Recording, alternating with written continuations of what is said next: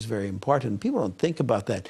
We hear this all the time at the Apostolic Signatures, sometimes when there are tribunals who are abusive and giving easy declarations of nullity. And we hear from the other parties and from their children, how can this be? That we were happily married for 20 years and had 4 or 5 children, and then suddenly he got taken up, my husband got taken up with some pretty young woman who expressed an interest in him, and he went off with her and abandoned us. And now the church is affirming that? Exactly.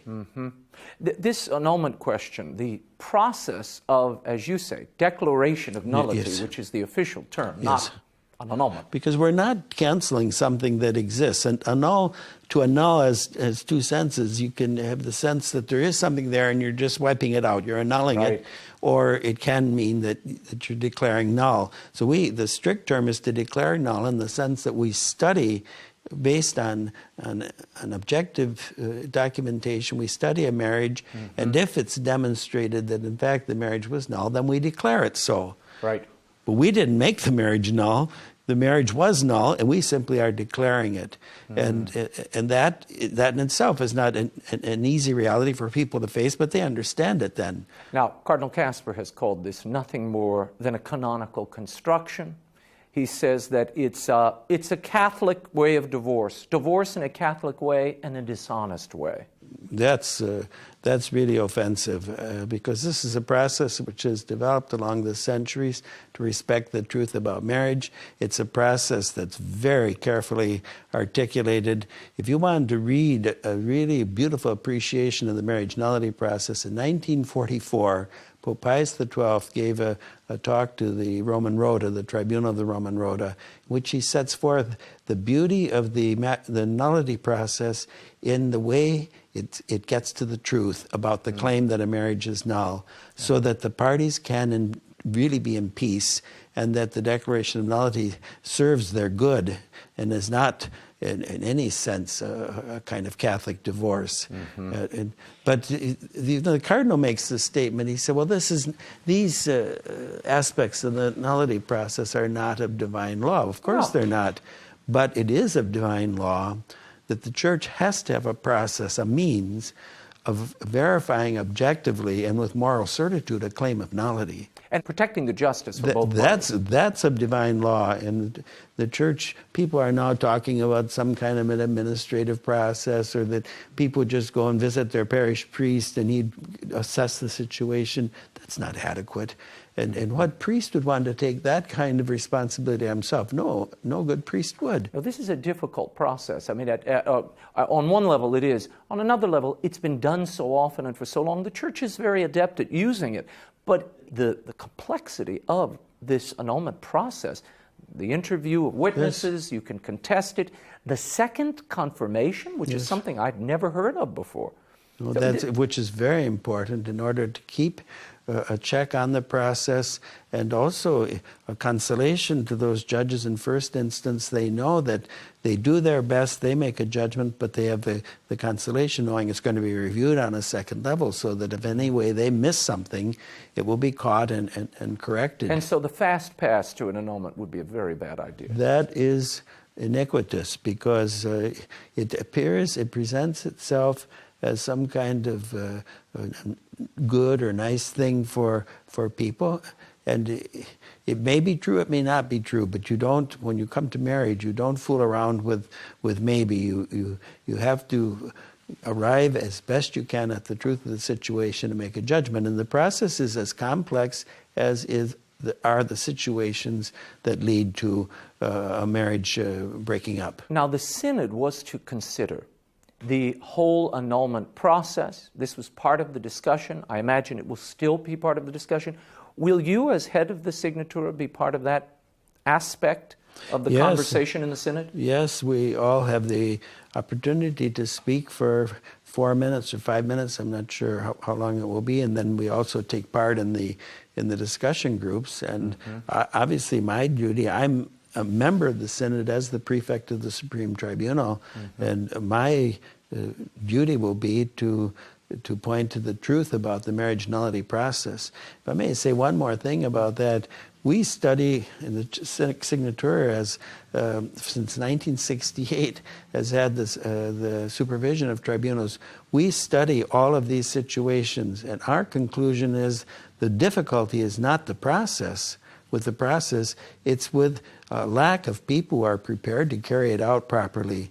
And so if the bishops prepare properly, canon lawyers, canonists, both priests and laity, to carry out the process, there won't be a difficulty. And we know tribunals that work very effectively. Are you at all disappointed in that this synod and the church fathers were to consider this en masse? The Pope has called for this open dialogue with everyone over these issues of family, particularly the annulment process. Yet, before the synod, in August, the Pope convened a group of experts, a commission of his own design, and they're already charged with making recommendations to reform the annulment process. Hasn't the train already left the station before the synod's begun? Well, I can't really explain that. It is rather surprising, to say the least. I wasn't part of the decision to form this commission, but it would have seemed to me that the synod could have come to the conclusion, well, we need to look at the marriage nullity process. But this seems to be prejudicial in the sense to say, well, we already know that it has to be revised. Mm-hmm. That, to me, is not a given. I don't see that. Do you see any reform that's needed in the annulment process? If you were on that commission, would there be recommendations you would make?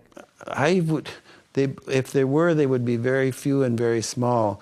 My recommendation is, let's find a way to prepare people well to serve in the tribunals and the matrimonial tribunals. And the process, we just had the Dignitas Connubii, the instruction on and this was a product of over 2 years of study.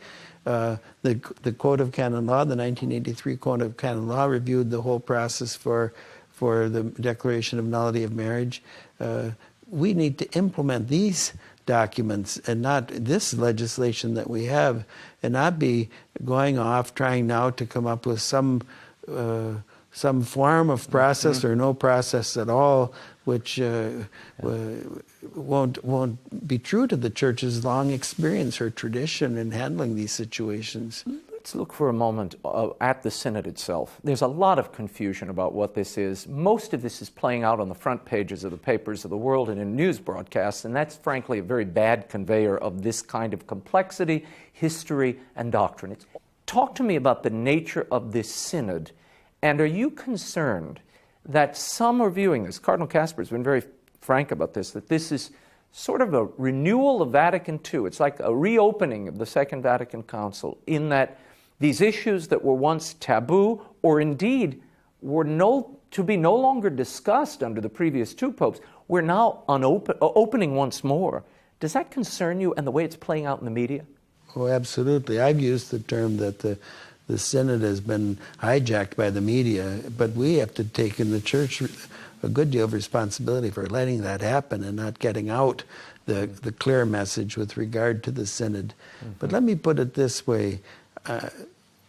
Here we are touching upon something that Pope Benedict XVI explained in a really wonderful way in 2005 in his Christmas address to the Roman Curia, the College of Cardinals, and the Governorate of Vatican City State, which he talked about. It was the anniversary of the close of the council, and he talked about the two kinds of interpretation of the council documents. One, the what he called the hermeneutic, or the interpretive key of rupture and discontinuity, which is inherently contrary to the nature of the Church, because the Church is an organic reality. The life of the Church comes to us from the apostles in an unbroken line. The other hermeneutic, the one that is authentic and true, is the hermeneutic of reform in continuity. And so we cannot have at this Synod a reopening of questions which have been discussed. and to which the Church has responded in an authoritative way. We can certainly hold up those teachings again, but the idea that, for instance, and I trust this wouldn't be the case, but the question of contraception, that would be discussed again, as if there were no encyclical letter Humanae Vitae, which set forth the Church's unchanging teaching in the matter, or in the whole area of human sexuality, the question of things that are intrinsically evil, like sexual relations between people of the same sex and so forth. I mean, I trust that these questions will not come up. Well, you hear voices suggesting they might come up. Now you're hearing that perhaps contraception in the bond of marriage, that could be acceptable. We're hearing from Cardinal Kasper again, questions of same-sex unions, rainbow families, step families. Should these be part of the Synod discussions? No, what should be part of the Synod discussion is the family as God created it from the beginning. And if the Synod can attend to that teaching, then it will provide for people who are in all these other kind of situations which are not right, will receive the help that they need. But we can't talk about, for instance, if people are two people of the same sex are living as if they're husband and wife. This is something which is always and everywhere wrong. This is intrinsically evil. We can't suggest that somehow we can incorporate that into our understanding of the family. And so we have to present to those who find themselves in these situations the truth about marriage, which is a call to conversion. I don't know what rainbow family means.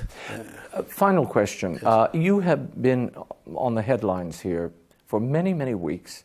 It is often reported that in removing you or not accepting your position on the Congregation for Bishops, that the Pope was somehow disciplining you or trying to publicly say, look, I've removed him from this as a punitive action. Is that how you view it? And do you see...